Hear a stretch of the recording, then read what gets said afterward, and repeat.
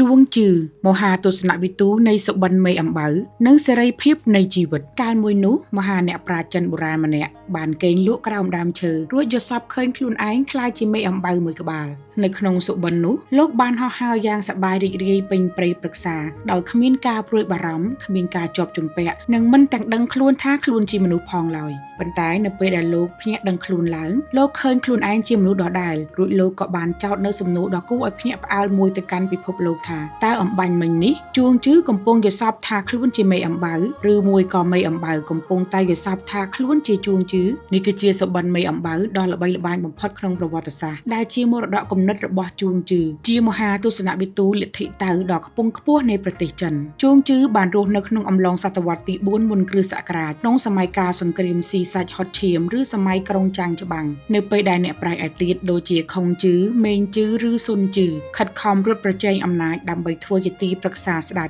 និងបង្កើតក្បួនខ្នាតមកគ្រប់គ្រងមនុស្សជួងជឺបែរជាជ្រើសរើសផ្លូវផ្ទុយស្រឡះមានរឿងព្រេងមួយនិយាយថាស្ដេចនៃក្រុងឈូបានចាត់ទូតនាំយកមាសប្រាក់និងតំណែងជារដ្ឋមន្ត្រីទៅអញ្ជើញលោកឲ្យចូលធ្វើការជួងជឺបានសួរទៅកាន់អ្នកនាំសារវិញថាតើអណ្ដើកដែលគេសម្លាប់យករៀបចំនៅក្នុងរាជវាំងនិងអណ្ដើកដែលកំពុងលូនក្នុងភក់ដោយសេរីតើអណ្ដើកមួយណាសប្បាយចិត្តជាងអ្នកនាំសារឆ្លើយថាពិតជាអណ្ដើកលូនក្នុងភក់ហើយជួងជឺក៏ញញឹមរួចពោលថាអញ្ជើញទៅវិញចុះខ្ញុំក៏សុខចិត្តធ្វើជាអណ្ដើកលូនក្នុងភក់ដោយមានសេរីភាពដែរតើអ្វីជាបេះដូងនៃទស្សនវិជ្ជារបស់ជួងជឺលោកបង្រៀនថាពិភពលោកយើងនេះពោរពេញទៅដោយការសន្មត់និងការកំណត់របស់មនុស្ស1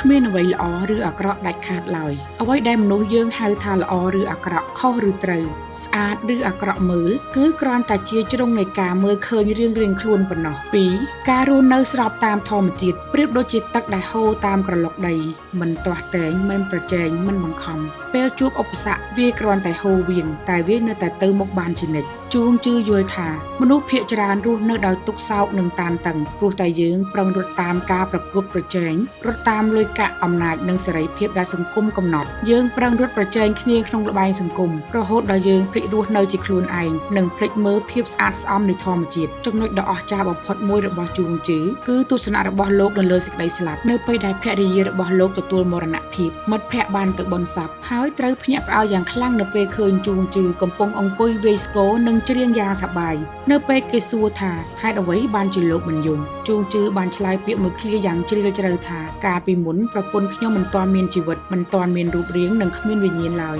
បន្ទាប់មកធម្មជាតិបានបង្កើតនាងឲ្យមានរូបរាងនិងជីវិតឥឡូវនេះនាងគ្រាន់តែត្រឡប់ទៅរកធម្មជាតិដើមវិញតែប៉ុណ្ណោះប្រៀបដូចជារដូវផ្ការីកផ្លាស់ប្ដូរទៅរដូវស្លឹកឈើជ្រុះមិនមានអ្វីត្រូវយំសោកសៅឡើយសម្រាប់ជួងជឺជីវិតនិងសេចក្តីស្លាប់គឺគ្រាន់តែជាការផ្លាស់ប្ដូរទម្រង់នៃធម្មជាតិដែលមិនអាចជៀសផុតឡើយជួងជឺបានទទួលមរណភាពនៅប្រហែលឆ្នាំ286មុនគ្រិស្តសករាជដោយបានបន្សល់ទុកនៅសៀវភៅដ៏អស្ចារ្យមួយឈ្មោះថាជួងជឺដែលជាគ្រឹះនៃលទ្ធិតៅនិងបានជួយរំដោះផ្លូវចិត្តមនុស្សរាប់លាននាក់រហូតមកដល់បច្ចុប្បន្នបណ្ដាមីដ៏មានតម្លៃបំផុតរបស់លោកគឺចូលរស់នៅដោយសេរីដូចជាមេអំបៅគុំគិតគំនិតចង្អៀតនិងក្បួនខ្នាតរបស់ពិភពលោកមកធ្វើជាទ្រង់ឃុំឃាំងសន្តិភាពផ្លូវចិត្តរបស់អ្នកឲ្យសោះរឿងរ៉ាវរបស់ជួងជឺរំលឹកយើងថាពេលខ្លះនៅក្នុងជីវិតដែលមមាញឹកនិងពេញដោយសម្ពាធនេះអ្វីដែលយើងត្រូវការបំផុតមិនមែនជាការឈ្នះអ្នកដទៃឡើយតែជាការរំដោះចិត្តខ្លួនឯងឲ្យស្ងប់ស្ងាត់និងមានសេរីភាពពិតប្រាកដចុះសម្រាប់បងប្អូនវិញនៅក្នុងពិភពលោកដែលពោរពេញទៅដោយការប្រកួតប្រជែងសប្តាហ៍នេះតើបងប្អូនធ្លាប់មានអារម្មណ៍ថាចង់រំដោះចិត្តឲ្យមានសេរីភាពដូចជាមេអំបៅរបស់ជួងជឺដែរឬទេអាចចែករំលែកអារម្មណ៍និងទស្សនៈរបស់បងប្អូននៅក្នុងខមមិនខាងក្រោមបាន